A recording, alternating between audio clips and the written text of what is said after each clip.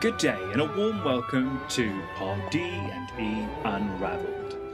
It was made clear to me after the last podcast that the attempt to engage with a younger audience with references to urban culture perhaps had fallen somewhat flat, and perhaps the presentation lacked a little decorum, a little grace.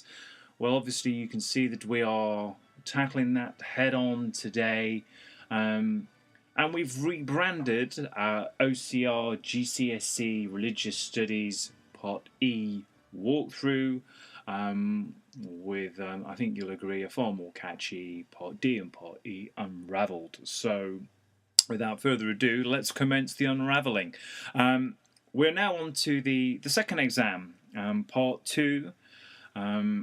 And you are aware that that's the 4 units comprised of relationships and families, the existence of God, religion, peace and conflict, and the absolutely poetically named dialogue within and between religious and non-religious beliefs and attitudes.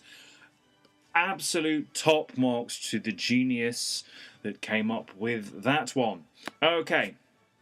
So we're going to address a Part D question on the second paper, the second exam. It's the Part D question that's worth 15 marks. It's the Part D question that will decide your grade. So our statement reads, traditional beliefs about the roles of men and women in the family are still practical today. And our task, discuss this statement. In your answer, you should draw on your learning from across your course of study, including reference to beliefs, teachings and practices within Christianity. Explain and evaluate the importance of points of view from the perspective of Christianity. And there is the all-important number 15 in brackets.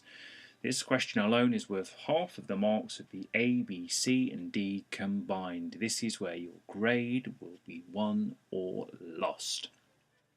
So, our introduction, we need to make it clear that we understand the key terms. So here we go. Traditional roles of men and women in the family are typically regarded as men being the breadwinners and making the big decisions, while women support the work of the man by staying at home to run the home and bear and raise children. While there are many that still live in families like this, there are others that think this is increasingly outmoded and ask whether such a model can be sustained today. Okay, so we have made it clear we understand what traditional beliefs about the roles of men and women are. That there's that division of labour that men go out, women stay at home. Perhaps if there was more time, if there's a little spare time knocking around towards the end of the exam, it might be worthwhile just questioning what practical means. It may be worthwhile questioning whether practical refers to the practicality of meeting the demands of life, such as expensive housing, or whether it's practicality on an ethical level to place women in a supporting role in a world where equality between the sexes is being widely strived for. But nevertheless, the introduction is brief. It introduces the discussion and it demonstrates to the examiner we understand the key words, and so we're ready to begin with a point in favour of the statement. Many Christians would agree with the statement and continue to adopt traditional gender roles today. They would point to various Bible teachings to support such a choice. Wives, submit to your husbands. Ephesians chapter 5 verse 22. This clearly shows Christians that adopt a literalist view of the Bible that there is an expectation for women to support men and do as they are instructed by men. Given that these Christians view the Bible as the Word of God and the foundation for everything they do in life, for these people it is entirely practical. Those that might raise doubts regarding the cost of living would be rebuffed by those Christians who would point to the teachings encouraging them to accept poverty and not worry about possessions, as pleasing God is far more important. So it's a traditional point evidence explanation paragraph to commence the discussion. it's supporting the statement. We've used a reference and explained that reference, even though the reference it seems extremely self-explanatory. Nevertheless, it's important to demonstrate that we understand it to the examiner. We can now introduce a second point in favour of the statement. Amish Christians would also support this idea. They have a very traditional family model and they reject technology and the complexities of modern life. The Amish continue to flourish despite young people going on Rumspringa, when they all have an opportunity to spend time in the world beyond their Amish communities. Most Amish return to their communities following Rumspringa, indicating that they regard the traditions of their community as entirely practical. Okay, so it doesn't really require a reference. The evidence is to support the point is in what happens, that the Amish do return to their communities. We can make a further point in favour of the statement. Similarly, many Christians may agree that such roles can be practical but may require sacrifices to be made. Perhaps the family will not have some of the material advantages, but they are compensated by support from others within the church community and by God's love.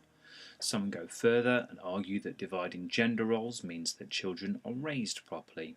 The order for humans to reproduce is one of God's clearest instructions in Genesis chapter 1 verse 28, and the mother remaining at home nurtures the children to ensure they are growing up in a safe and healthy environment.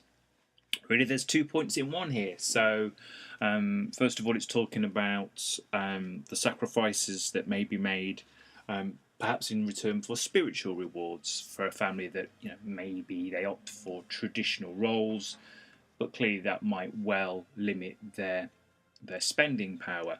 That also extends into perhaps a more practical point of view, that some would say that having a mother at home, or having at least a partner at home, a parent at home, enables a child to be better brought up.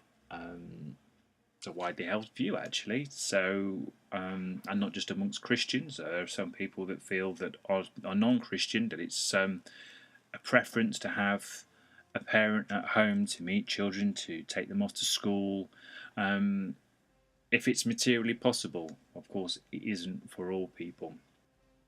Of course, many Christians would argue against this. While many would agree it is important that children are raised well, there is no reason that the duty should fall exclusively at the feet of women. St Ambrose told early Christians in the 4th century that women are not slaves. This shows that women do not exist simply to support men. And this is really a point about just equality. That traditional roles presuppose that women will raise children that will look after the home, and of course there would be men and women alike that would object to that notion. In the 21st century, it's not uncommon to come across fathers that stay at home while mothers go off to work, and the demands of modern life, and particularly expensive houses, do require all sorts of flexible working arrangements, and this kind of reflects that. We can extend that with a further point against the statement. Equally, some Christians and non-Christians would also argue against the statement, pointing out that the cost of living makes the idea of traditional gender roles completely impractical. The cost of the average family home in the UK is around £300,000, and with mortgages typically granted for 4 times the household yearly wage, clearly all but very high wage earners are simply going to be unable to afford a home. They might also point out that traditional roles come from the Bible and were established in a very different time when women were not treated or regarded fairly. However, times have changed, and lots of Bible teachings have become dated and even ridiculous with the passing of time. So in this paragraph, we point out lots of real-world practical considerations that really should be borne in mind when deciding whether traditional roles can be maintained. There are the feasible costs. I can't work in these conditions with this machinery going on outside. Can we do something about that, please? And where's my latte? Okay, It's fine. Sorry about that. We'll continue. I've almost lost my place, but it's fine. We're professionals here. We can carry on.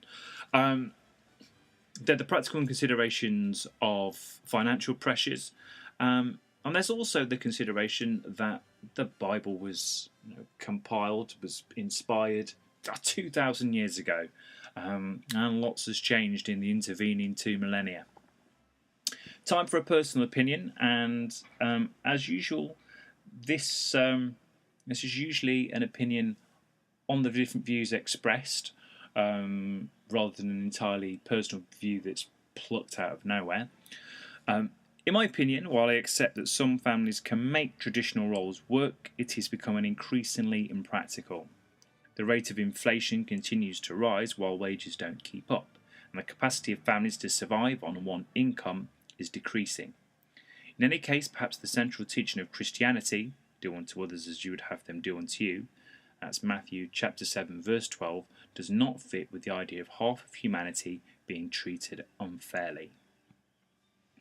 The personal point of view has really combined 2 points. It's combined the practical notions of finances, and it's combined the ethical notions of restricting what women and actually what men can do.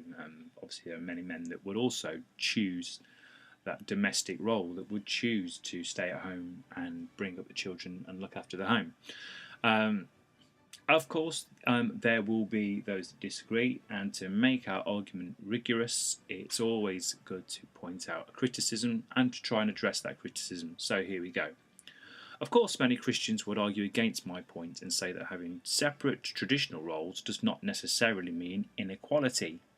Pope John Paul II said that women in a traditional domestic role should be cherished and respected, and that traditional roles play a vital role within a successful family. And this reinforces quite a key point, actually, that for Christians there's no difference in status between someone that goes out to work and someone that maintains a home. They're seen as equally important. However, many would question whether that status that is perceived within Christianity is perceived in wider society, whether a homemaker is given equal status to a professional, a doctor, a lawyer. It's a key question, and I will bring that up in a response to the criticism. Nevertheless, I would respond that there is still no reason that a traditional domestic role cannot be carried out by a man, and while it would be great for women in the domestic role to be treated with respect, the reality is often different, and women report levels of dissatisfaction at the level of status with such a role that can lead to feelings of loneliness and depression that are hugely impractical and unnecessary in the 21st century. And so to wrap up, we've addressed the criticism. We haven't merely repeated ourselves. Pointed out that the domestic role can have repercussions, really, in terms of feelings of being isolated. It can be damaging to self-esteem. Some people flourish in the role, but some people simply do not. Some people are taken from a professional life and have children return to it as soon as possible. The 21st century really does demand that kind of diversity of different working options, both on an ethical level and just on a purely material, practical level too. We've addressed loads of different points. We have stuck closely to the question. It's fair to say that we have indeed unravelled this part D with a great degree of decorum. Perhaps we should have thrown one or two more long words in there. Triskaidekaphobia, that's the fear of the number 13. Probably not a great deal of use in your exam, although interestingly the number 13 and its place in folklore as being unlucky is largely derived from the number in attendance at the Last Supper, 13, and obviously the 13th being Judas. I feel that we've digressed when we've basically finished. Join us again for another Part D, Part E Unravelled. Until next time, goodbye.